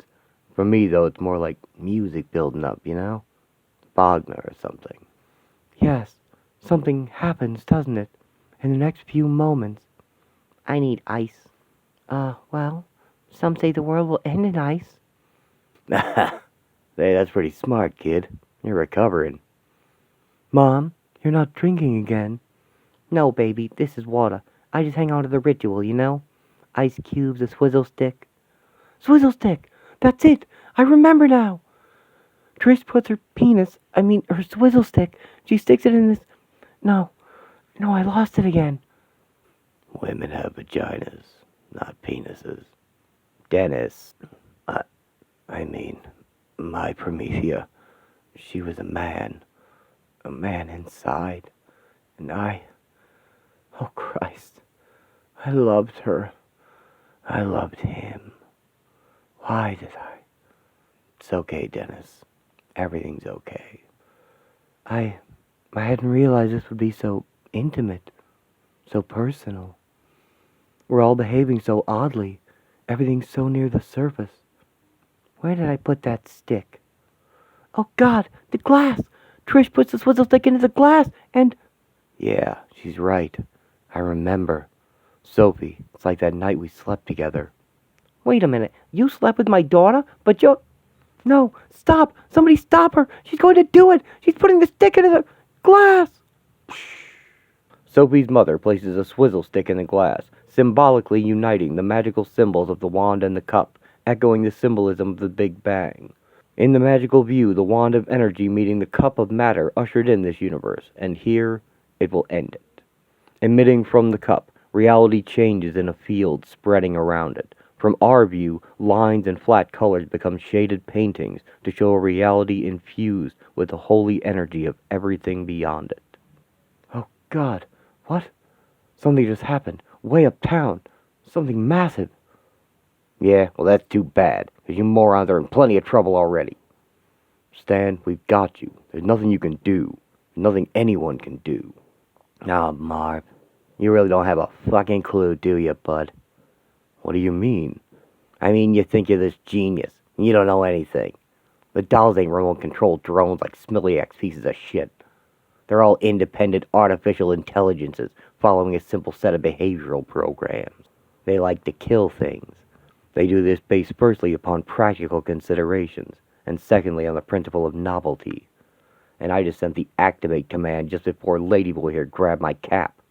You know the recall command? There isn't one.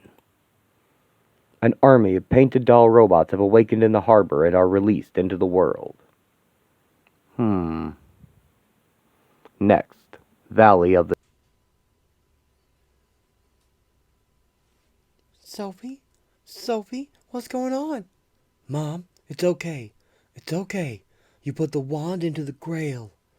Oh, God. Sophie, I'm real. My life is real. It's really happening to me. This is now. It's getting bigger. We have to get away. No, buddy. Everything's gonna be fine. I'm right here, Dennis, okay? Don't be scared, Mom. This is just how it happens. Oh, shit. Look at me. I'm a gonk.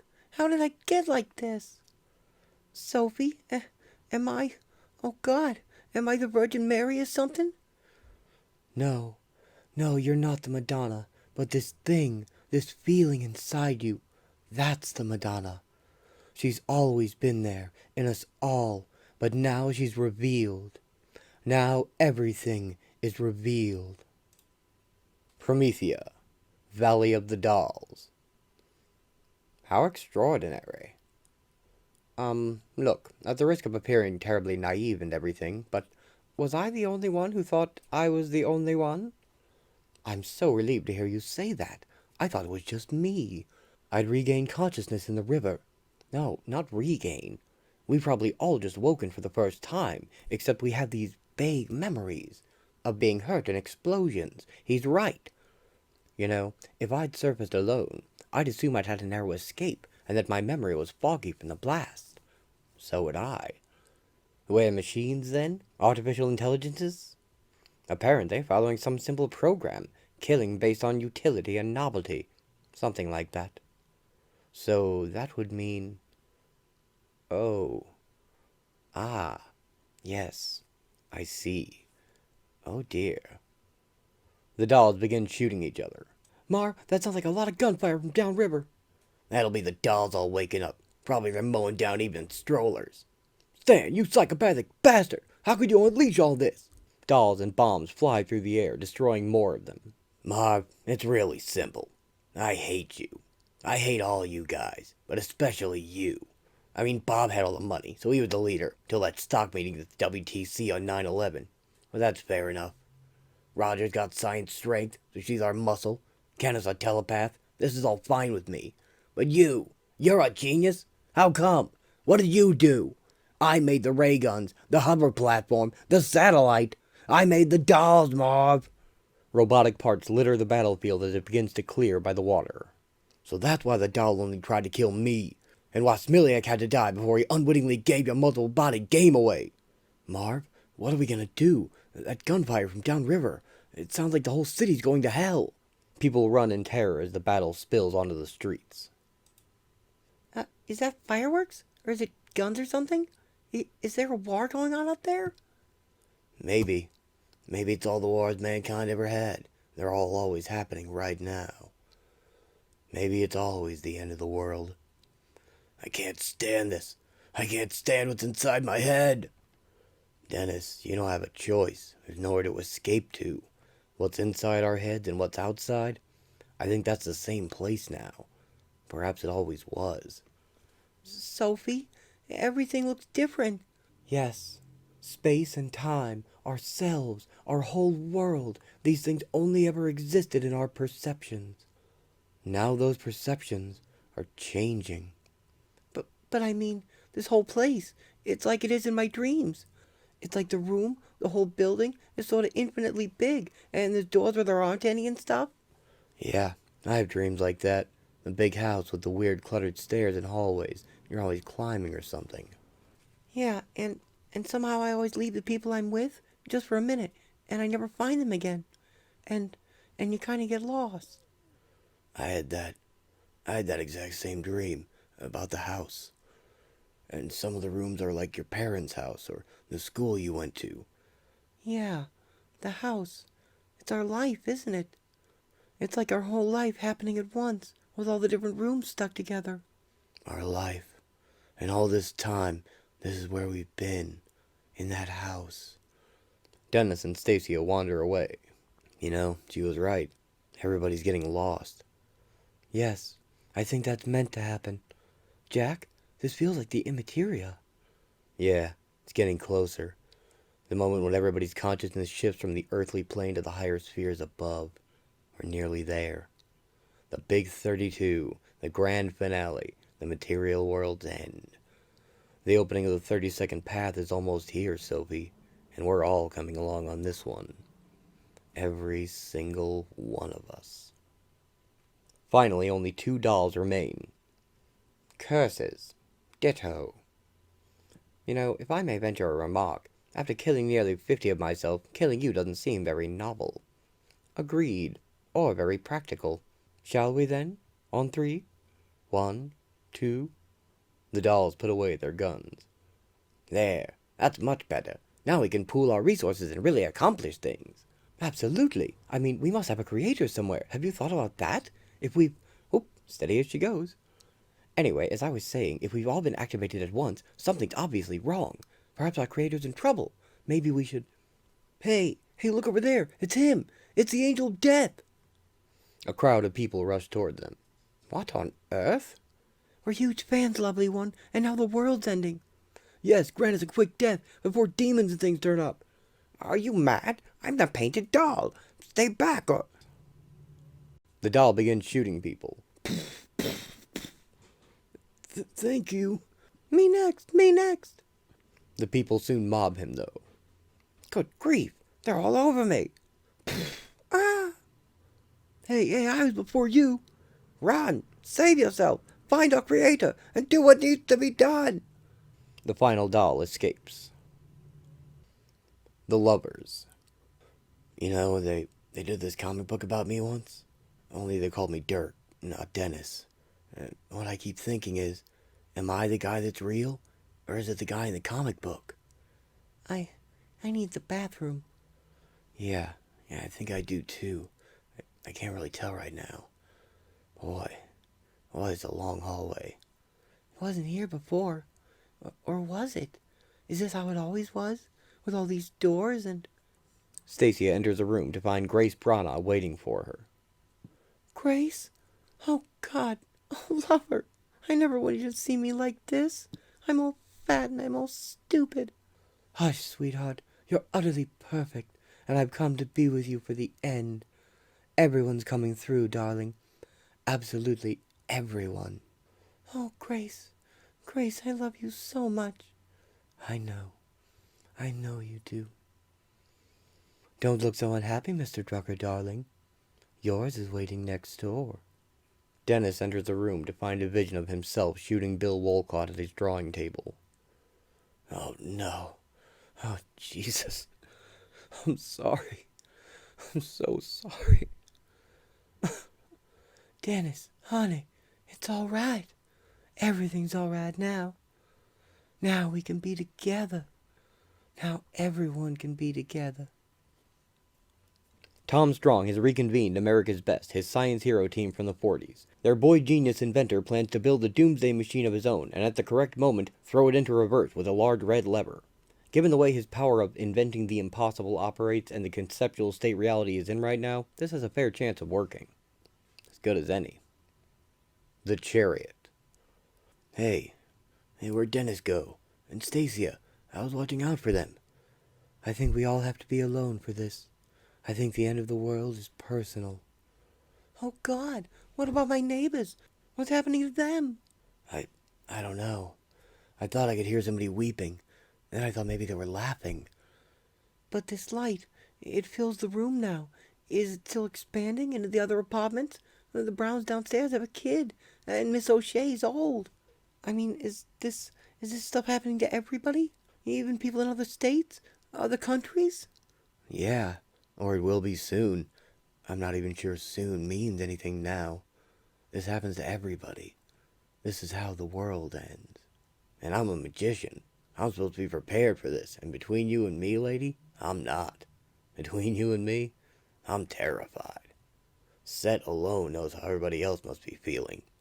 Some will try to hide from it, some will welcome it, some will recognize it from somewhere, will have somehow known all their lives that the end would be like this. Exactly like this. The final painted doll has found his creator among the four swell guys. Well now, do you know, this is the very last thing I was expecting. My intuition, and I suppose that's just a program, isn't it? My intuition tells me one of you clowns must be my creator. Oh, shit! Quick, somebody! Take him out before you! The doll flips down from the rooftop, kicking Kenneth and shooting Roger. There, all settled. You know, it would save me absolutely tons of time if somebody would just say which of you created me. Yeah, that'd be me. I gave you light. Now maybe you get off these other losers for me? Stan, you son of a bitch! And make sure you kill Marv first. He's the one I hate worst. Oh, Daddy. Can I call you Daddy? Daddy, how I've waited for this moment. But tell me, why did you wake all those little scamps up now? Because it looks like God's ending the world. Everything's getting revealed, and these guys guessed my secret. Anyway, after Marv, shoot Roger. That's No Nuts over there. Oh, Daddy, you're so perfect. You're my creator, and you control my destiny. That's novel and practical. What? The painted doll shoots his creator Stan in the head. Oh, come on. What was I going to do? Anyway, he was never there for me when I needed advice about girls and baseball. And incidentally, why didn't somebody tell me this was the apocalypse? I was only born earlier this evening. I'd assumed things were always like this. Instead, I find out the last minute that God, novel, is planning to end the world, practical. Evidently, I have work to do. I must dash. I must dance. I must follow my heart. I was always the liveliest wire in the toaster. I always knew best. Oh, they said God was dead, all those beatniks and snooty-ass Frenchmen. Not me. I knew better. I said to them, wait, boys, don't break cover yet a while. He might be faking.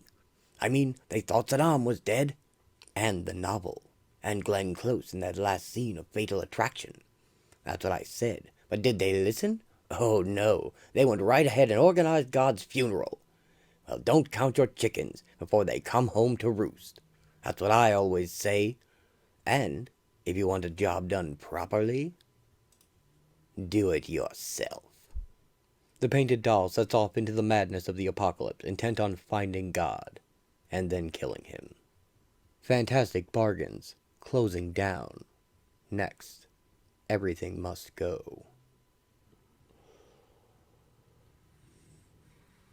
The brick wall of material reality continues to crumble, or is it merely people's perception of it that is changing? Oh, God. God, look at it all. I am looking, Agent Ball. My retinal implants probably give me a clearer picture than you're seeing. There's nothing there. Admittedly, I seem to have lost my color vision, but otherwise the digital imaging is perfect. All I see is people who look like they're drunk or in seizure. Then all the other stuff? It isn't there? All these weird buildings? No. New York's buildings are no weirder than normal. The people, though, that's another matter entirely. You think this is all electromagnetic fields? Temporal lobe seizures? Like you said was wrong with Karen? It has to be something like that. Abnormal electromagnetic fields can cause temporal lobe seizures, which can cause so-called religious experiences. Remove the EM disturbance, and these people should return to normal with little harm done. Yeah, that makes sense. That's good. Except, I don't know. I mean, that stuff about electromagnetic fields and temporal lobe seizures causing religious experiences? Well, I mean, what if it's the other way around? Angels, fairies, and everything you can imagine fills the air around the people who look around in wonder. Promethea. Everything must go. What? You mean, what if religious experiences cause... No, that is impossible. Okay, so this is all illusion. The world isn't really ending. They come across a man who's been shot in the head. Well, I wouldn't go that far. I mean, in one sense, people's perception of the world is the world. How could any human culture survive if this madness became universal? No, illusion or not, this is exactly what it looks like. We have to remove Promethea, Agent Ball, before somebody removes New York. The painted doll passes by innocent families perceiving the end. Oh God. Oh, this light and everything. This is reality. This is it. Oh God, baby. I love you. He finds a hallway, and at the end of the hallway, he enters the door. Anybody home? Promethea waits by a roaring fire. Ah, it's you. Good. I've been waiting a long time to talk to you. To me? But wait a minute. Are these aren't my hands. Or are they? What's happening? Looking at your hands is useful in a dream. Don't worry. This is just where our stories end. Here by the grandmother fireside. Don't you remember? It's always here. Always now. There was never anything but this room, this hearth. Never anyone but me and you. Oh, so the person I am, everything that happened, none of that was real? All of it happens. All of it's real. And it's all part of the story you wanted me to tell you. Don't you remember? You were a baby. Silly chemicals that had only just strung themselves together. You wanted a story of what might happen, what you'd become. And I sang you of cells, little pillows of brine. I told you of tail, of flagellum and spine. Ha ha, remember? And all of the birds and the fish in the sea, and all of the women and men you might be. Wait a minute. I thought I was somebody reading a comic book, or no, that I was somebody in the book. Wasn't I that painted doll thing? You're everybody. That's how it is with stories. They're always really about you, aren't they? And they always have a beginning, and there's always an ending. For all the stories. For everyone. Tom Strong and his science hero team attempt to reverse Doomsday with their machine, but wouldn't you know it, the darn handle breaks right off. Looks like reality's on its own this time. The heroes all disappear into the growing light. The president has run out of time as the warping of reality spreads, and he orders the nuclear option.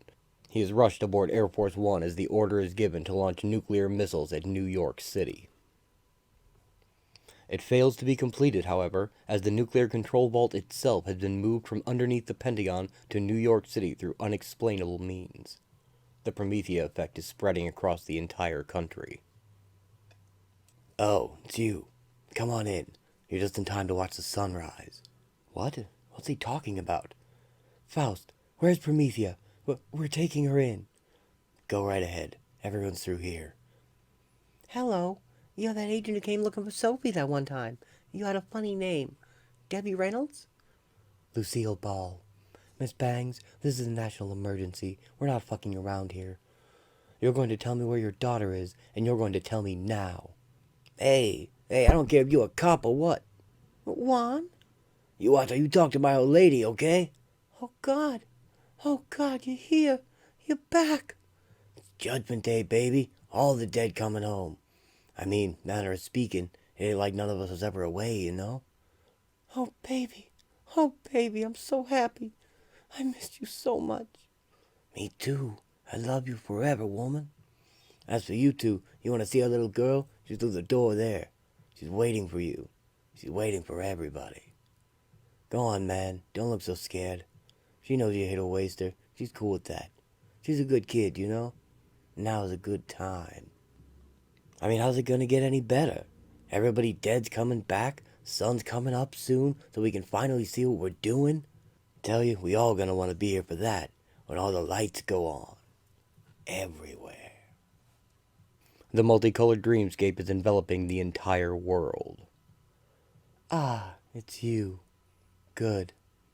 I've been waiting a long time to talk to you. To all of you. Huh? What was... The sun is rising. Know yourself. Great Cthulhu. Know that you are life. that you are mind. You are the awareness of the universe. You are its dearest child. Space and time exploded into being, every atom, every moment, all at once. The explosion's still going on. This is all part of it. We are all sparks of its ecstatic, blazing consciousness. And we are rare, and we are precious, and we are all one thing. And all conceivable places are in truth one place. The artist drawing this page looks over his shoulder. What? Oh, shit. And all of time is but a single, endless moment. Let us draw in by the fire and be glad, every one of us. Alan Moore, writing this script, turns from his computer. Uh-oh. I turn while recording this, and... oh. Okay. Someone reading this comic stops and thinks about it. But Someone watching this video is confused. what the hell? Everything is very close now. Everyone is gathered in together. Oh, it's you. Come on in. You're just in time to watch the sunrise. Go right ahead. Everyone's through here. Don't be frightened. Our lives are all a story we've been telling to ourselves, whiling away the long, afraid night of our human ignorance. Oh, God, what's that? That's not the sun. It's too big and it's got... oh. But now we are grown. Now the night is over. Now there is light. The space around Earth has opened up, revealing a great radiance, as if the sun has come down to Earth, and it has a face. Next, the radiant heavenly city.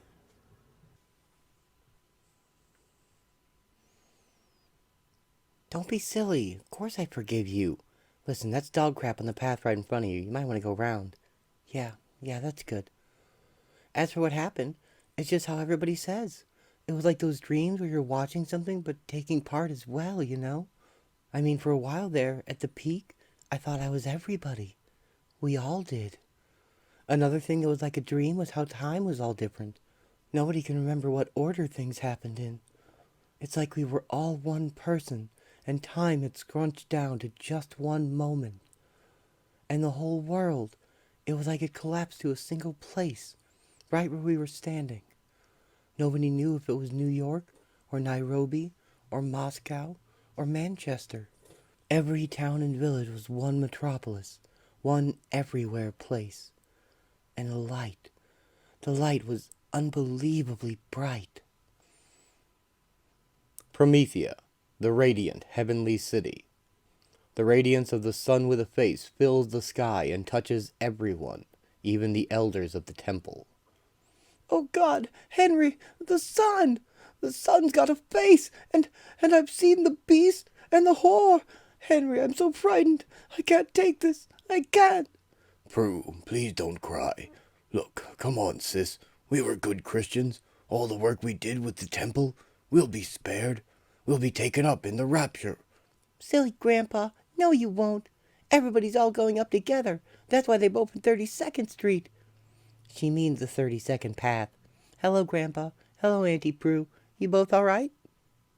Oh, God, Henry, it's them. They're alive. But where have you all been? We've been with the Piper Man, and now he's brought us back to boss you around. He didn't say that. We're supposed to help people get used to things. Used to things? Yes, like all our clocks being wrong, and all the dead people being still here, really. Come on, we'll show you. The lady's gonna talk to everybody. Don't worry, it's not very far. The children lead, and the elders follow. Everyone follows the children up the 32nd path. Oh, it's you. Come on in. You're just in time to watch the sunrise. Go right ahead. Everyone's through here. But when they walk down the hallway to the room at the end, they are alone. The door opens, and they meet with Promethea. Ah, it's you. Good. I've been waiting a long time to talk to you. Come and sit by the fire.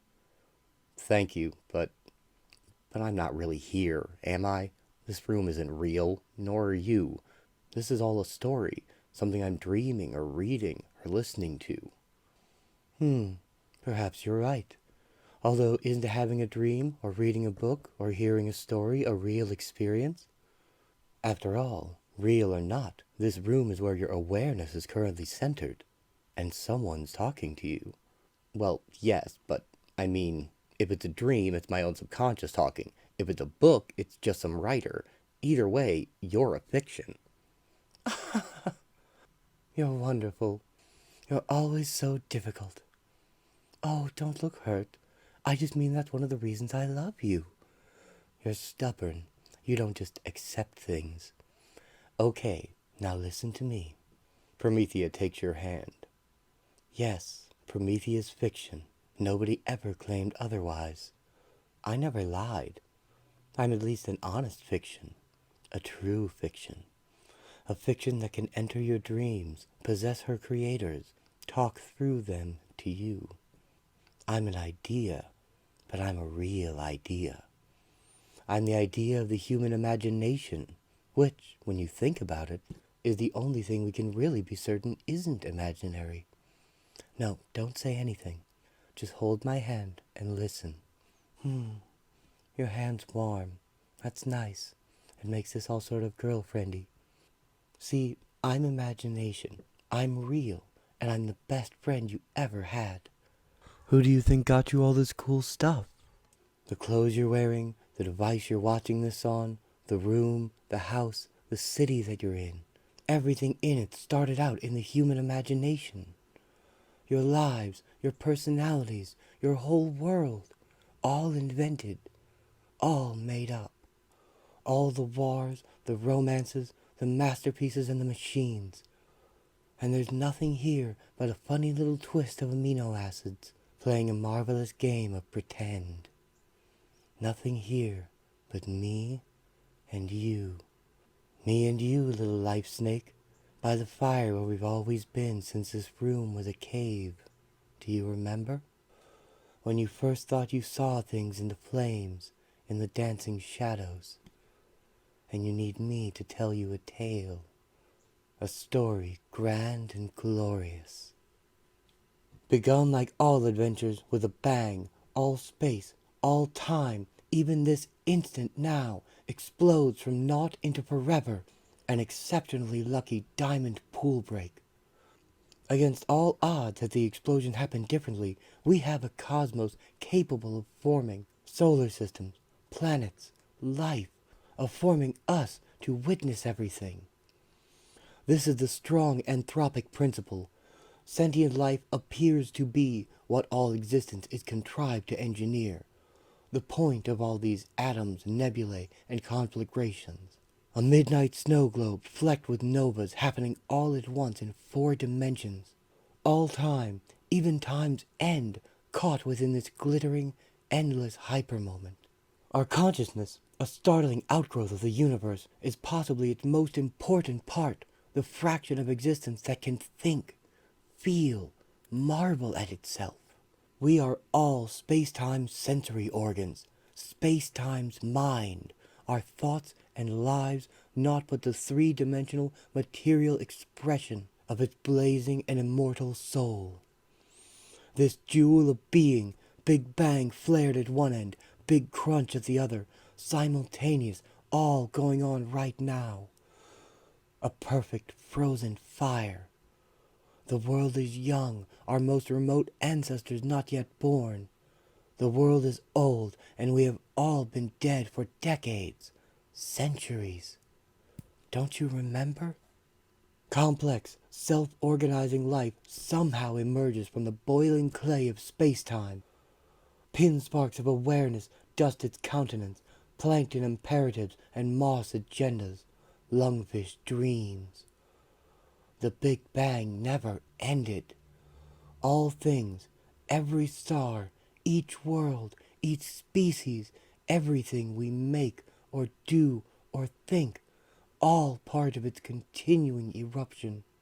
Here we stand for our brief moment amidst the blaze and thunder, marveling as fire streamers from the blast spout fins, flamingo feathers, Chrysler buildings. This astounding tumble into being, as if an explosion at a chemical works has somehow spat out an ornamental garden, a cathedral, and a zoo. All things are precipitated by the nature of existence. Nothing, therefore, is unnatural, be it beehive or termite mound, or all our shining poison cities. Everything is universe. Everything is holy, life and consciousness, creation's rarest embers. Our caduceus DNA, a brilliant flaw, twists through this starry, four-dimensional jeweled ori. And all of us, the life snake's myriad contingencies, embroiled in 3 dimensions, suffering time's illusion, fear our end. Don't understand, each second is eternal, here forever. Our lives are bubbles, decades wide, suspended in eternity, each hour immortal. Triumphs, heartbreaks, heaven, hell, paradise everlasting, endless punishment. No instant ever dies. Live joyfully. Live well. Live knowing that you are already dust, long gone, already outside time and looking in, reviewing life, finally understanding every deja vu, your own guardian angel. Know that the scorched black demons and the pristine fluttering seraphs are in some sense naught but you yourself unpacked, unfolded in a higher space, from whence the myriad gods unfurl. Not bygone legends, but your once and future selves, your attributes blossomed into their purest and most potent symbol forms.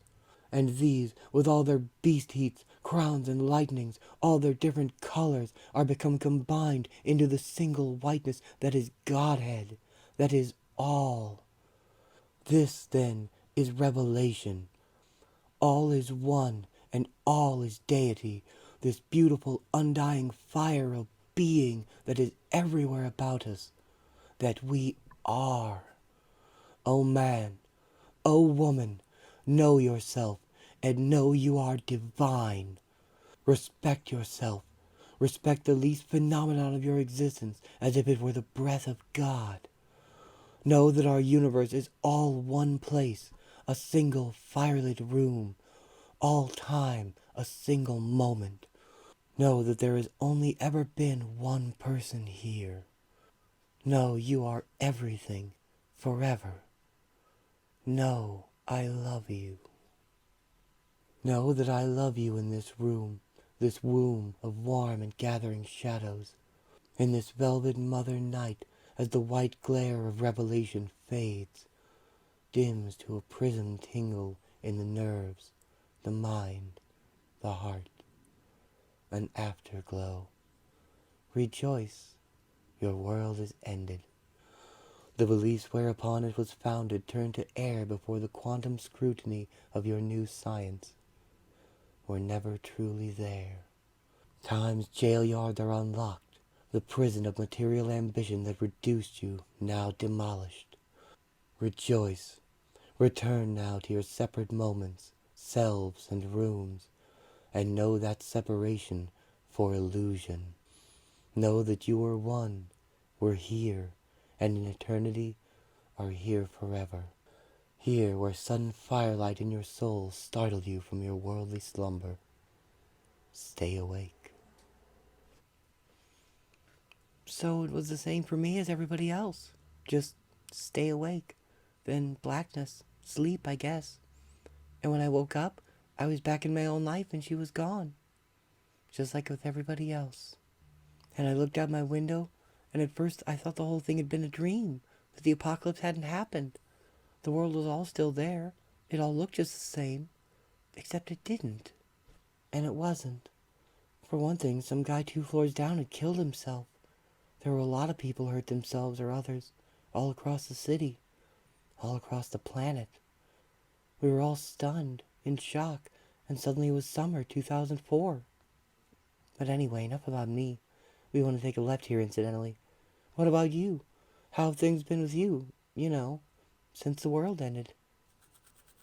Sophie and the agent with retinal implants walk in the new world. Good, I guess. Yeah, pretty good. I mean, I decided not to replace my artificial retinas, so I'm still sort of adjusting to all this. But it's better. I think I'm happier. I don't know. And you're still with the feds? Yeah, a lot of agents quit, like Karen and Lucille, but some of us are hanging in. The FBI's changing. These elections coming up? Who knows? Did I hear Dennis Drucker's rejoined the Bureau? Dennis is amazing. It's like the apocalypse drove him sane. He's a terrific agent, and he has this happy relationship in his head with, well, one of the Prometheas, I suppose. Actually, I wanted to talk to you about that, this spiritual thing everyone's getting into. See, it's weird. Since what happened, I find I'm drawn to the Baptist stuff I used to argue with my dad about.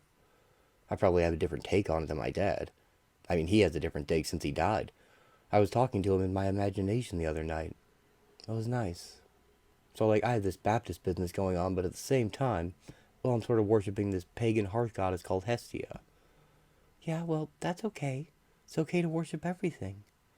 I mean, it's not like there weren't going to still be questions and choices after the apocalypse. But did we all think we'd just go to heaven and there'd be no more problems or diseases or earthquakes? No, we all woke up the day after the world ended, and we still had to feed ourselves and keep a roof over our heads. Life goes on, you know? Life goes on. It's not even like there aren't still wars and murders and rapes. Everybody had the revelation, but not everybody understood it or took any notice of it. Though maybe enough people did. Things are changing. Maybe? You aren't sure? Hey, I'm just Sophie. I'm not Promethea anymore. I entered the world. My shift's over. She's moved on, and I got my life back. Say, here's the bookstore right ahead. Outside the bookstore, a sign reads, "Signing here today, Karen Brule. Babies on the slates. The limits of the third dimension." They greet Lucille and Stacia, who is wearing a shirt which reads, "I survived the apocalypse, and all I got was this lousy t-shirt." Hey, Soph. Hey, Peter. We kept the place like we said at the front of the line, see? Well, no, but thanks all the same. Hi, Stace. Hi, Lucille. Did you see Karen yet? What, since she shot me that time? Or this afternoon?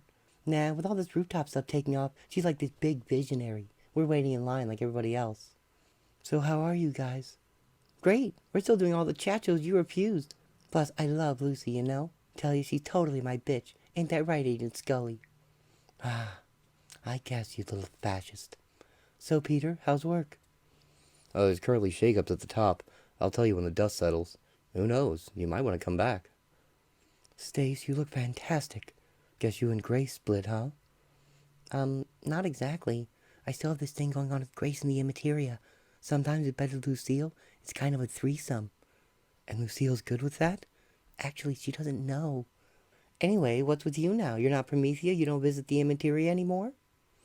Not as much. Just dreams and stuff, you know. No, life's real good. Did you hear I went back to college? So, you are such a nerd. Yeah, I know. I even finally handed in the Promethea paper that kicked all this off. Hey, and my guy Carl from Millennium, he moved here and got work.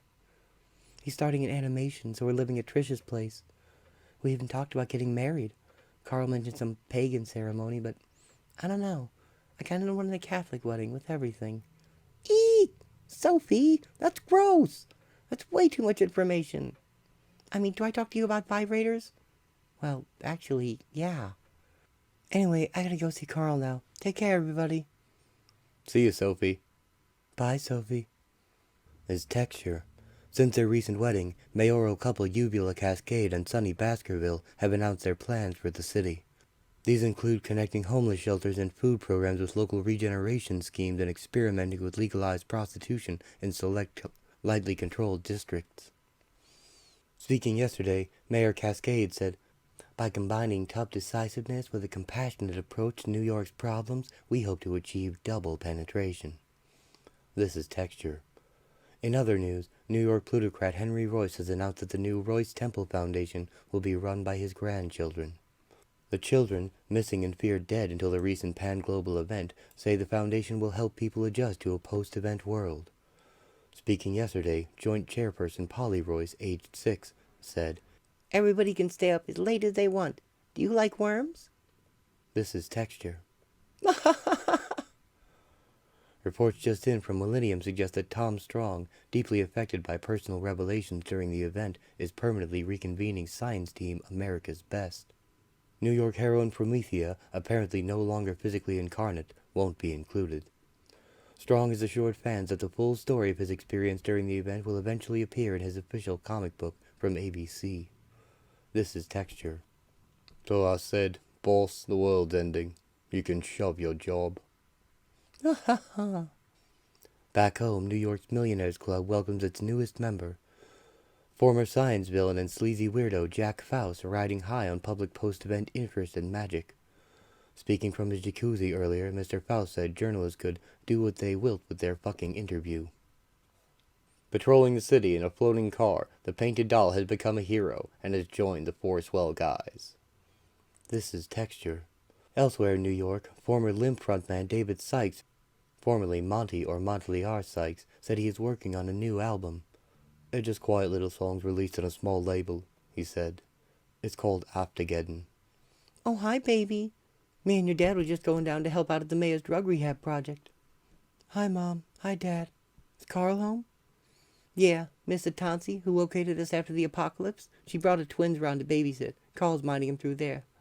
Bye, honey. And Dad says you look beautiful. Thanks, Dad. You two have fun. Mr. Tonsi's twins are the bodies that the souls of Barbara Shelley and her husband Steve reincarnated into. Hi, Cleo. Hi, Marcus. Hello, baby. Sophie! Hey, I guess you saw your mom and dad going out. They told you Mr. Tonsi dropped the kids off? Yeah, she's nice. She just arrived here with the twins about a week after the revelation. How about you, sweetie? Has Uncle Carl been good? No, he's too scratchy. So where'd you meet these two? We met Sophie when I was stuck up a tree. And we held hands and we jumped all the way down. We went wee, didn't we? Yeah, we went wee. Nah, you're all just being mysterious because I'm too scratchy. How about I fix this coffee and get juice for Cleo and Mark? Yeah, that sounds good. Hold on, I'll give you a hand. Juice! So anyway, how was your day? I missed you. Hey, me too. No, it was great. There's this new project all about seeing time in a different way. It's like the first 4D animation. That sounds fantastic. I'm so glad you're here, baby. My folks really like you. You know, I could nearly see your dad earlier. One arm's tattooed, right? Yeah, a winged snake. You know, he tells me I should watch you. He says you have dirty thoughts about me all the time. Damn, how do you know that? Is that supernatural insight or what? I guess. You're sure you wouldn't prefer Promethea? I mean, she kind of took the boobs with her when she left. Hey, come here. She was beautiful like lightning. She wasn't anything I could hold. No, me neither. You're right, she was lightning. She was a current passing through me. I've thought about that a lot, and hey, yeah, I get it. Sure. And that's how the world ends, huh? What do you mean? I mean, like, it doesn't end with a bang, right? Or a whimper. It ends with, hey, yeah, I get it. Kiss me, Sophie. A four-dimensional one that lasts forever. The world of the story of Promethea ends with Carl and Sophie kissing. And watching from the immateria. Oh, aren't they just the sweetest couple? Well, Sophie deserves someone like that. She oversaw the apocalypse, the heaviest task of all. Yes, darling, and the astonishing thing is, it didn't kill her. Mistress Grace speaks truly. I died in childbirth. You, Mistress Margaret, took your own life. Yes, I did, after what I'd seen in the war. Mm-hmm. And the Night Queen had me poisoned and got poor Bill shot, but Sophie's fine. So far, but, well, what if she decided to become Promethea again? She's still young. Darling, that will never happen. You've seen how happy she is just being Sophie. Yeah, besides, the Promethea spirit looks like it moved on from her. Aye, mayhaps the Promethea soul is after 16 centuries reunited with her father, resting, her task completed. Huh, she is lazy, I bet. Yes. Margie, honey, why don't you shut your little pie hole? Anyway, how do we know her task's completed? Sure, Promethea was needed to usher in a new world, but what if she needed to help people adjust to it? Well, dear, Hermes help us if that's true, because Sophie's clearly out of the running. Grace, what are you saying? I'm saying we'd have to get a new one. More moth wine, anyone? The end. It's a wrap. Be here next time for our final issue and our spectacular wrap party. The story is now over, and this final issue, Rap Party, will be nothing but Alan and Promethea and I speaking directly to you, the audience, here in the real world. Also, if you were to unstaple and arrange these pages, they would form a large double-sided poster image of Promethea, as seen here. Anyway, thanks for coming on this journey with me. It's been quite an experience really getting into this story and this world, deeper than I ever have before. And while I can't say I agree with everything Alan says in this series, and he wouldn't ask you to either, it is all still very interesting to think about, so I really hope you've enjoyed this. Make no mistake, as the listener, you're an essential part of the story too, as no story exists without an audience to hear it. That's why I took a few liberties in that last issue, to try and extend the metafiction concept to this video format. I think Alan would approve. In Rap Party, Alan goes over a lot of the ideas contained throughout the entire series, but it's kind of more of a huge information dump than an entertaining comic, so I'm not sure who's going to be into it. It definitely shouldn't have been put at the end of this video.